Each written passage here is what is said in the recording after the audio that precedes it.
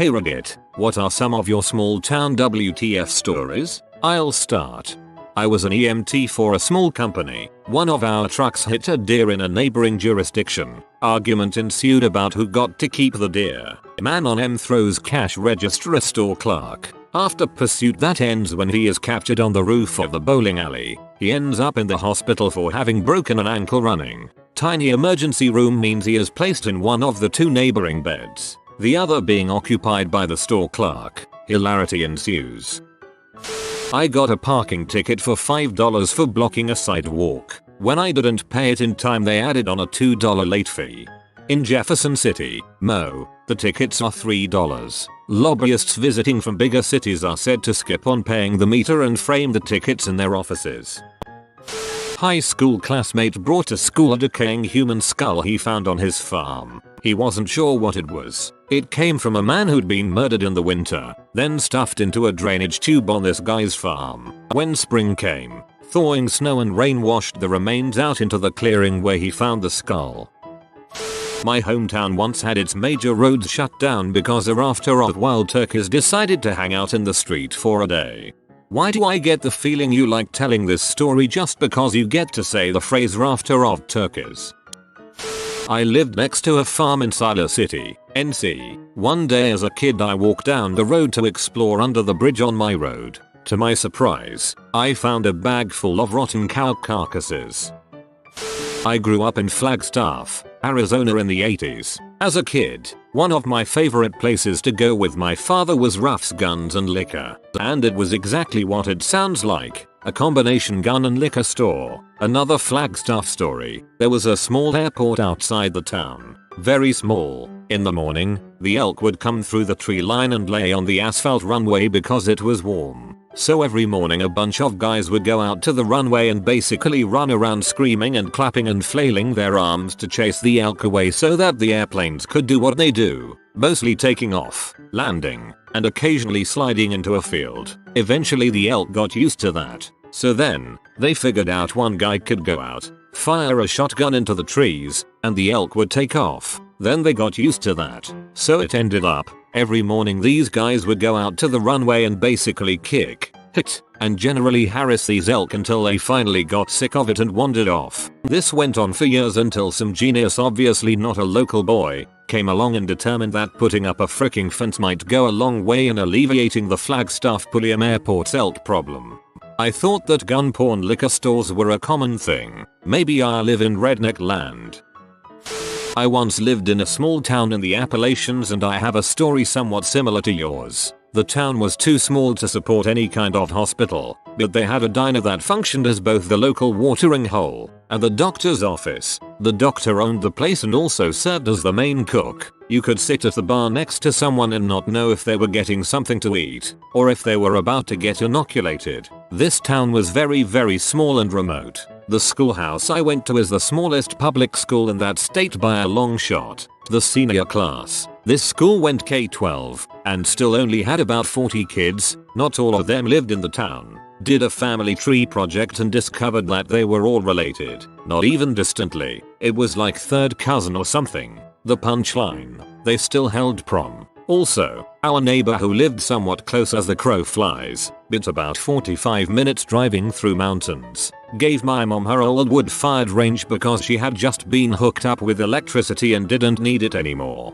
Keep in mind that this was the mid-90s. I have too many stories about that place and the crazy folks who live there. I didn't think any towns like that still existed, but they're out there. They're kind of like time capsules. I have received several requests for an AMA. I think this would be pretty cool, so I will work on clearing my schedule out a bit so I can do it right. No promises, but I think that would be fun. This gives me hope that Twin Peaks is out there somewhere. I remember we had this old guy we called the Gum Man. He would hang out in the local Piggly Wiggly, a grocery store, all day and ask little kids if they had gone to church that week. If you told him you had, he'd give you a piece of gum. It was only later in life that I found out that he wouldn't give any gum to black kids, only white. After typing this all out, I realize how creepy the whole thing actually was.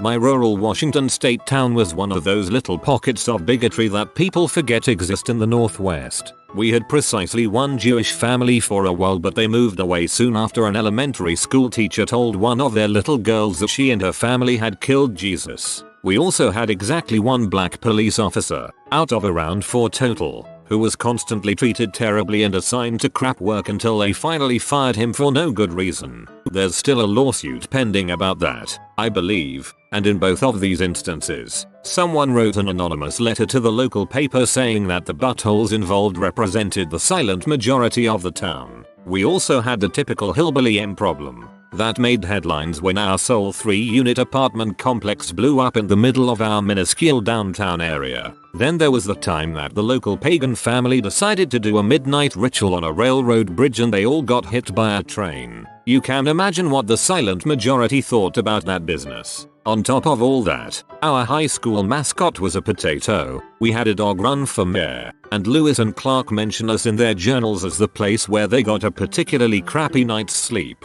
I can't be the only one that's cracking up at the image of a high school pep rally full of young kids cheering on the hometown potatoes.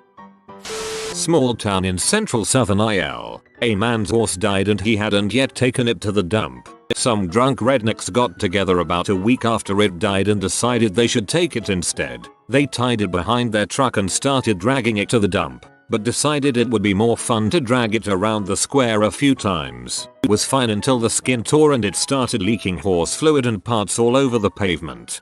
Small town in CO. Our dog died while we were away and the vet didn't have a fridge big enough for it. We wanted to bury him at home, so he went into the fridge of the local restaurant for a few days. Dad says it was really hard to dig the hole because the dog was near frozen with his legs all sticking straight out and he had to make it bigger than usual. My hometown has an endless supply of these stories. Every spring my hometown has a livestock festival, a week-long celebration of livestock. One lucky high school girl is crowned the livestock queen and presides over the festivities. A prestigious position to be sure. During the livestock week, tickets are sold to an event called Cow Patty Bingo, in which an indoor showroom is divided into over 100 small squares and a cow is released onto the floor. If you are lucky enough to have the cow crap into the square you had chosen, you my friend are a winner. My high school tried that. The cheerleaders chased it all over the place. It was so frightened of the 30 odd random screaming girls, it attacked one, and then promptly busted down the gates and fled. That was the last time my HS tried that. I was offered $50 to cast a curse on NASCAR. My next door neighbors divorced. The mother won the house. When we moved away, the father bought our house. They are now both in gay relationships, living as next door neighbors. That's freaking amazing. I was 16, hanging out on the roof of a local establishment, because what the frick else are you gonna do in a small town America, and a cop in uniform, who was drinking, offered me a beer. 25 now and still occasionally get ID'd, so it's not like I've ever looked older than I am. I went to a field party in WV after bailing my buddy out of jail for DUI. When we got to the party, his arresting officer was there and they drank a beer together. Later the cops brought out boxing gloves so they could box some people at the party. A DUI in WV was $500 fine. I grew up in Memphis, but I used to go to this really small town in Arkansas a couple weekends a month. I got a bowl cut with an actual bowl on my head by a barber with 3 fingers on one hand. It's Mountain View, Arkansas. It was 15 years ago, so I don't remember their name. I live in a small town. We have a saying, you don't lose your girlfriend, you lose your turn. Cue banjo. My neighbor was known to bring in junkies and one of them was a H addict. Well, this guy disappeared and after about 3 weeks a smell started coming from one of my neighbor's numerous camp trailers in his yard. They checked it out and the dude was dead in there. The autopsy reported that he had heart failure due to injecting pine sap because he ran out of H. I have a lot more stories. I grew up in a town of less than 500. Who knew pine sap was so deadly? I was hanging out with my grandma's neighbor's 2 grandkids. Wes, the boy, wanted to go back in the bush. We lived in a rural area, and so his grandmother let him take me and his sister down the back road on an ATV. We were back there barely 10 minutes before we came across the most horrible stench I've ever smelled. Wes drove towards the smell, and we found a cow graveyard. There were 25 plus dead cows in various states of decay. Wes' sister said she was going to throw up, so we left. Not really that WTF, but I was quite young and had nightmares about zombie cows for months. Gruyines. Little children including my sister set out on school's environment day to pick up trash in woods. Find World War II bomb. Frick, putting that in my trash bag. People's family trees here are wreaths. I'm gonna use that one. We had this local crazy lady. Everybody called her Crazy Tina. She was fricked. Apparently at one time she was a normal person and had a family and everything. And then she started doing a bunch of drugs and kind of lost it. But man, some of the stuff she did, crazy. She had a garden in her front yard, which sounds normal, but she was growing rubber boots. Yeah, she had planted like 20 or so rubber boots with just the tops hanging out. And she had another 30 or so just in a huge pile. It's been there for as long as I can remember. She decided one day that she was going to paint her house, which again sounds kind of normal, except instead of doing it like a normal person, she bought a can of spray paint, and instead of spray painting like a normal person to try to get even coverage, she just freaking sprayed it all over. That led to more people going up to her house and spray painting dongs and crap on it. Then I guess she got tired of that, so she ripped off like half of her siding. Not all of it, no, just half. And she was the only person in the entire town to have bars on her windows. I don't really live in a town where people put bars on their windows. She is literally the only person here who has done that. And man, you ever walk down the street she lives on, holy crap, she'd be yelling get the frick away from my house, and then you'd have to run away from her and everything. She was nuts. She was like that crazy cat lady from Simpsons, but she had no cats. And yeah, apparently she was once a completely normal and nice person. My mom went to school with her, then something just went off in her brain and she was never the same again. And then, knowing that every living creature on this earth dies alone, she ends up living as a recluse after writing a weird book titled The Philosophy of Time Travel.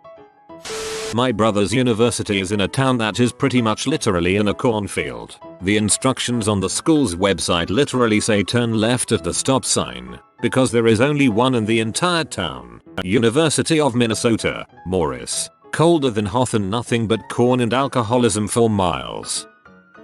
My local Walmart has a hitching post. That is all. Dude, that's awesome. Maybe not a true WTF story, but my favorite my hometown is so small country story is that at our county fair there was a girl in my high school class that was a finalist in both the beauty pageant and the arm wrestling tournament. Also, I was buying beer in a very small town in Central Oregon. It was just a store gas station on a state highway. As a young looking 21-year-old, I carried my passport with me because I figured it was better and more believable. I got carded and handed him my passport. He said, I asked for it, not a book. You can always tell when the seasons change in my town by a man named Leon who walks everywhere. He is an older Indian, Native American, man with long dark hair. When it starts to warm up, every year without fail, he starts to wear his cut-off jean shorts. His legs are always shaved and he oils them down. He completes his look with a button-up Hawaiian shirt, a safari hat, and kids. That's a Maleficent Advis mod material right there. An oldish lady, I'd say around 50s, who was clearly 2 sandwiches short of a picnic, used to walk around the town all day every day with her dog and just muttering things to herself. Her dog died whilst she was walking it, but she did notice and spent most of that day dragging a dog around the village until someone felt the need to mention it. Pretty sad. Also, I never saw her again much after that. That dog is dead. No, just resting. I lived in a medium-sized town in ND as a kid. One day in the summer, about 9 months after hunting season, my buddy and I were walking around a man-made pond in our neighborhood. As we were checking out the pond, we noticed a small stick with what looked like a string tied around it floating on the water. Being 12, we naturally had to have that stick. After a few minutes trying to fish it out, we nabbed it and started tugging. Something kind of heavy was attached to the string, so we kept pulling out of curiosity. Within seconds we had it and pulled up a semi-decomposed buckhead, with the antlers still attached. The fur had fallen away, so all we saw was bloated discolored flesh and no eyes. My buddy and I shared a look over what we'd found, neither having a clue how the heck it had gotten there. We poked at it with sticks, as 12-year-old males do, for a while, then got bored and left. The next day we came back with more friends to examine our find. The stick and head were gone. The reason the book head was tied to the rope and put in water was to let the flesh decompose. Hunters will do this to keep their trophy in a European style mount. While I was in high school, we had a religion teacher. I went to Catholic school, who was a deacon. The deacon had 2 children who also attended the school. I was a freshman, his daughter was in my class, and his son was in my 2 sisters' class. It was pretty well known that the deacon was sleeping with a student, so well known that the mother of the girl he was sleeping with kicked her daughter out of the house for sleeping with the deacon. So get this, the girl moved into the deacon's house with his family, wife included, so this was going on for a long time, at least 2 years. There were random stories of them being caught fricking in a classroom after school or something, but no punishment ever came of it. She still lived with the deacon. His kids still went to school with us. He was still our religion teacher. The next day I was taking a test in math class when the teacher got a note from another teacher. She read it and then told us to stop what we were doing and listen. She told us that the deacon had been found out and the police had attempted to arrest him. He had kidnapped the girl he was sleeping with. Everyone knows she went willingly though, and driven to Canada, where the police had surrounded him in a hotel room. Upon seeing no way out and his life over, he jumped from the 4th-story balcony, and he was in a coma. He died a few days later. Now a religion teacher sleeping with a 15-year-old student and running to Canada and committing suicide is pretty WTF, but it gets worse. So anyways, after going to college in another state, I came home to visit once. Brining up this story to reminisce, my friends enlightened me to new developments. Apparently, the wife of the deacon had allowed the girl to stay with her family even after all this went down. During that time, the deacon's youngest daughter decided she was a lesbian, and wouldn't you know it, started sleeping with the girl her father had committed suicide over. There's a lot more details to the story, but those are the bigger points. TLDR. Deacon religion teacher sleeps with 15-year-old student, gets found out, runs with her to Canada, commits suicide. 15-year-old student ends up in lesbian relationship with deacon's daughter. I promise this is 100% true. There are news articles out there that you can find. As for the idea that his daughter wasn't a lesbian with the girl, I can absolutely guarantee that I saw them together on multiple occasions holding hands. When asked about, they confirmed it, and I saw them passionately kiss at a movie theater. Whoa, that story has the highest WTF to word ratio I've ever seen. I briefly dated a girl in high school that started boning her ex-stepdad and later married him. This guy is 25 years older than her and has a daughter with her mother, so in the end she became her sister's stepmother. Thank God I got out of that relationship early in that crap hole town. Uncle Daddy. Back in high school, the week of homecoming, there was a bonfire on the night before the big varsity game after the junior varsity game ended. A scarecrow of a player of the opposing team had been hacked together and placed on the top of the bonfire before it was lit. Of course, once the bonfire was lit, the jersey of the scarecrow burned pretty quickly. Also, as a show of team spirit, the whole football team had shaved their heads that year. So, when the opposing JV team came out to load back onto their bus, their, mostly black, team got to walk past our, mostly white, crowd and team, including what appeared to be a herd of skinheads, surrounding a burning cross that had been under the scarecrow's already burned jersey, yelling, cheering and chanting purple and white power. I worked on an archaeology crew at a dig outside of a small town. 4 of us went into a fast food place and everyone watched us from the time we came in until we left. One woman actually grabbed her child when we walked out. When we got to the parking lot, I suddenly started laughing so hard there were tears in my eyes. The guys looked at me like I had lost my mind. I was finally able to explain myself. I told them that I thought the reason why everyone reacted that way to us was because we looked like the beginning to a bad joke. A biker, 2 hippies, and a one-eyed Korean walk into a restaurant. Awesome. but this is a serious thing in small towns. I visit my dad's hometown every once in a while and people do not stop staring just because they don't know who you are. It's just weird, especially coming from a pretty big city.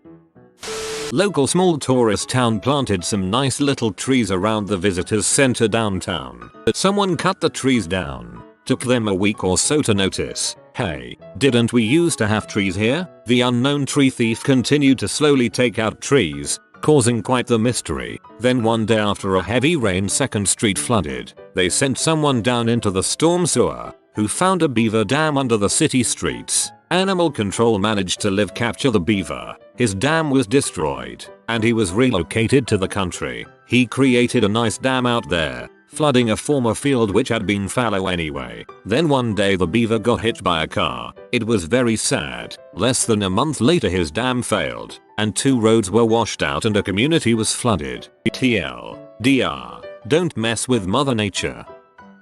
I once saw a man talk to a quarter wheel of cheese, cheddar, for about 8 hours. Arguments, deep conversations, and confessions were had. And sometimes, I could have sworn I heard the cheese talk back.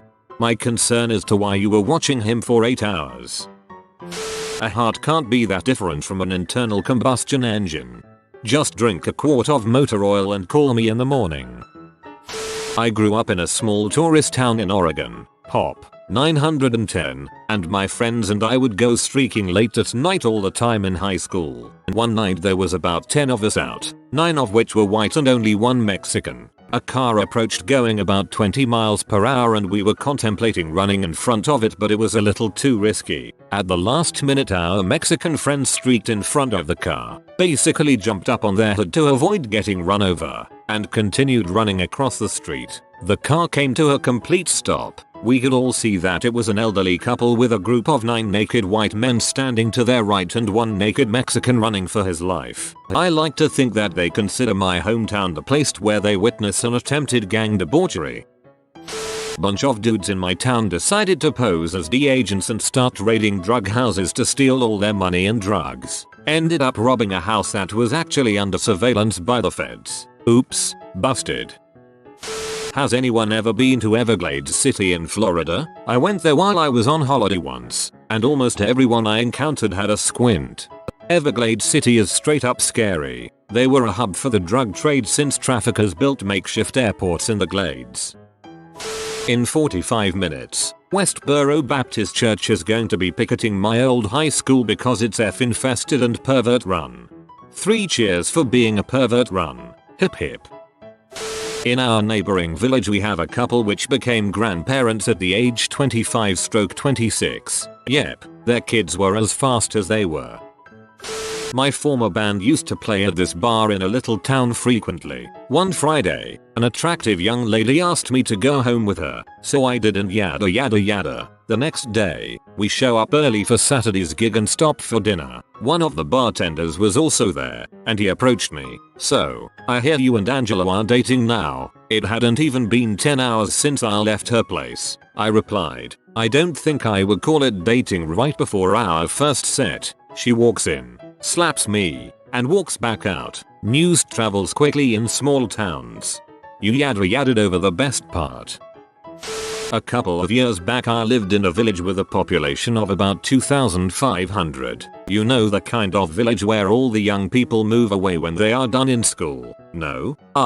Well. So anyway, you get left with all these lonely elderly who just need someone to talk to, and so it happened, fairly frequently, that one of them would suddenly turn to you on the street and start a conversation. Something that would have never happened in my hometown. I remember this one time in particular. An old woman with a small white dog grabbed hold of me and my then girlfriend, cursing those people who break bottles everywhere, creating glass shards that the poor dogs have to walk on. We talked for maybe an hour, about nothing in particular really, but me and my girlfriend sensed there was something important this woman really wanted to get off her chest. There was this short hesitation while she looked my girlfriend in the eyes. A tear rolled down the old woman's cheek as she said, I'm so sorry, you look so much like my daughter. at which point it was revealed she had had no one to talk to for the whole year after her daughter had been brutally murdered with an axe in front of this woman's grandchildren. Needless to say, I was flabbergasted and so were my girlfriend, so we stayed there,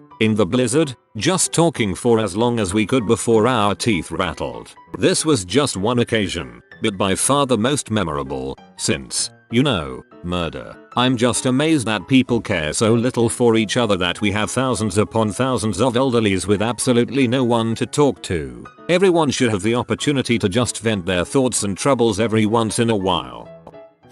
Lived in a town of about 250 people until I was 14. Was at the local bowling alley during league night. Walked into the bathroom locker room to find a few older gentlemen holding a huge package filled to the brim with a white substance, which I found out later in life was C. I told my old man this, and he just shook his head, clearly knowing who they were. Apparently everyone knew about them and just didn't give a crap. Just found out recently that the C ring, if you wanna call it that, was busted with 20 or so people involved. TLDR, don't fry bacon naked.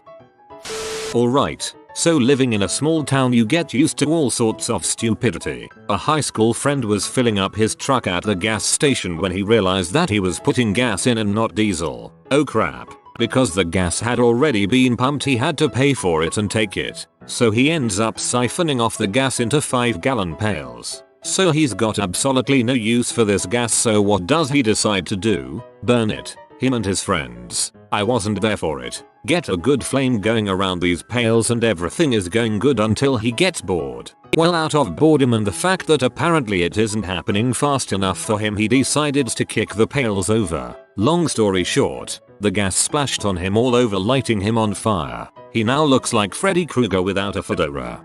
That is so sad.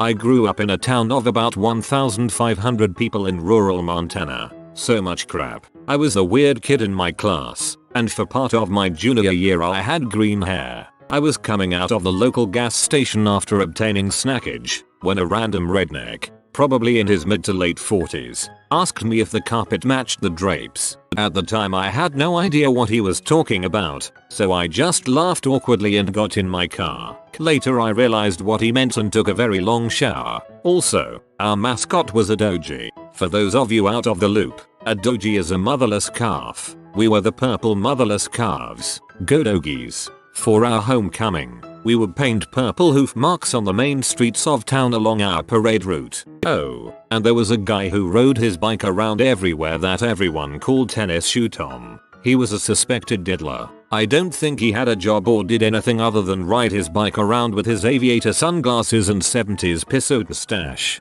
TLDR. DOGIES. Dogies are the best. Till a dogie is a real thing and that the phrase is actually, get along, lil dogie, and not doggy mispronounced as I'd always thought. An acquaintance of mine loaded up on Valium and decided it would be a good idea to try and rob the local corner shop using a knife and a baseball bat. So he goes in, hits the cashier on the head with the bat, attempts to pick up the cash register to carry it out but realizes it's too heavy, so he exits quickly. As the police arrive around 10 minutes later, he realizes that he's fairly well known in the area, so he wants to get himself an alibi. To do this he strolls back to the shop, which is now full of police, and goes and sits in the hairdresser's next door acting as if he's only just arrived on the scene. He got arrested straight away. I should also mention he was wearing the exact same clothes when he returned to the scene of the crime. You have been spotted by the money pigeon. Comment gimme gimme and he will bless you with good fortune. Like and subscribe, you magnificent person.